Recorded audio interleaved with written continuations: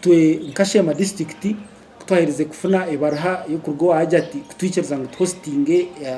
impakezo twateka ho buryo bwona kugira ngo twetebekanise so twetebekanise twamazire ku coordinating na security already eroho prepared abazani barindi bija umukampu urwa kashatu nyenchakari security eri guruguru akwa tuherezo rikiko na security yesterday between DPC na OCID tushitamire twatensa twarebe ko bara deploying kandi kurengwa abantu bona baba protected umpira gwa shambwaje kandi nanisha buri umuntu wena okutwagira munonga kureba ngo Ankole yasinga Teso kandi nabwanyima bafuna ubonero bwitu bushatu abo kubwo buri very important because Teso neza kwijana abebembeze noza kuba no bareba hati nitwe Sheema ngiza kwigura abebembeze bitwa misho ngurire tushemiye ko abantu hagira sports kitaguma kige cyakisho macho wenka kitaguma kige cya sempa wenka abebembeze ubona from LC1